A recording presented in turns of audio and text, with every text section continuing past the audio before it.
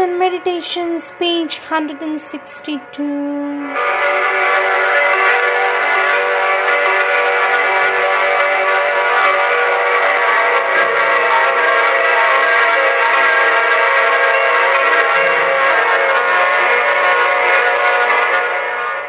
June 2nd, 1914.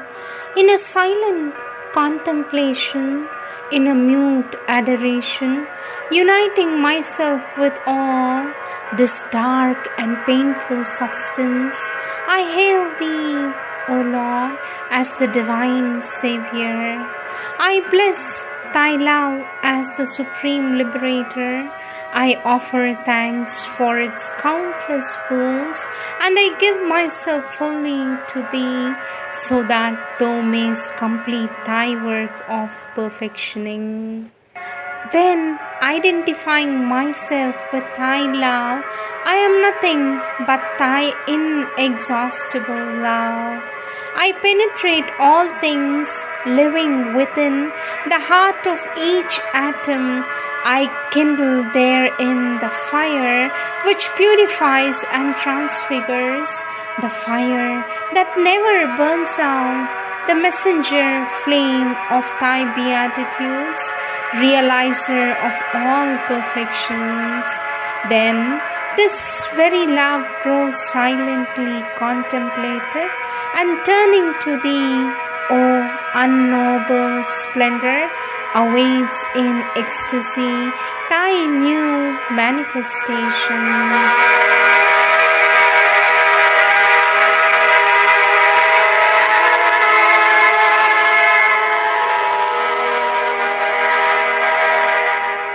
June 3rd, 1914.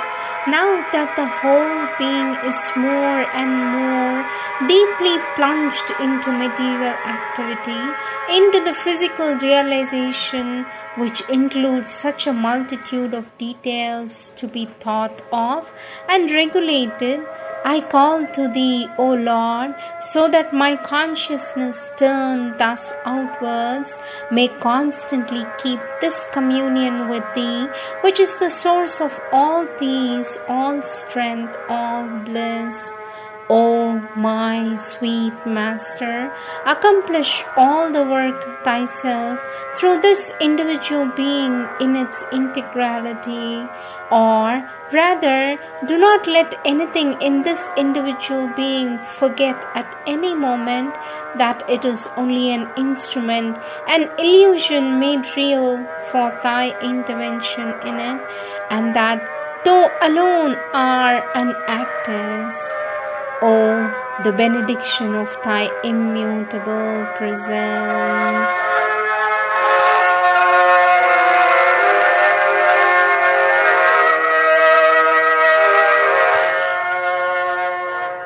June 4th, 1914.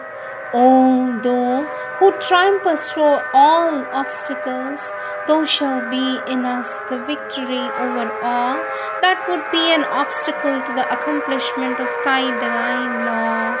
Thou wilt dispel the darkness of ignorance and the black smoke of egoistic ill will. Thou wilt dissolve all wrong suggestions and strengthen in us a pure and clear vision and perspicacity which does not let itself be deceived by destructive thoughts and conflicting wills for disorder. O my sweet Master, Thy infinite love is the reality of our being. Who can struggle against its all-powerful action? It penetrates everything, it passes through every obstacle, whether it be the inertia of a heavy ignorance or the resistance of an uncomprehending ill will. O my sweet Master, through and by this love Thou shinest resplendent in all things, and this splendor of Thine, ever increasing in its force, shall radiate its action over all the earth and become perceptible to every consciousness. Who can resist Thy divine power? Thou art the soul and supreme reality. My being is ingathered in a mute adoration, and everything disappears that is not thou.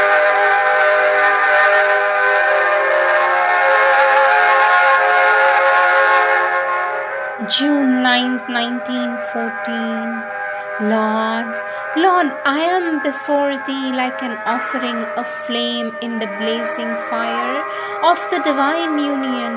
And what is thus before Thee is all the stones of this house and all it contains, all those who cross its threshold and all who see it, all who are connected with it in any way, and from one to another the whole earth. From this center, this burning earth which is now and shall be more and more permeated with Thy light and with Thy love, Thy forces will radiate over all the earth, visibly and invisibly in the hearts of all and in their thoughts. Such is the assurance Thou givest me in answer to my aspiration for Thee. An immense wave of love descends over all things and penetrates all things. Peace, peace upon all the earth, victory, plenitude, wonder.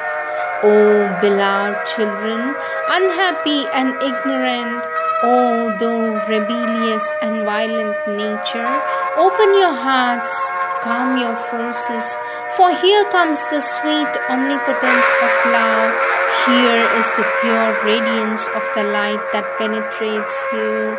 This human hour, this earthly hour is beautiful over all other hours.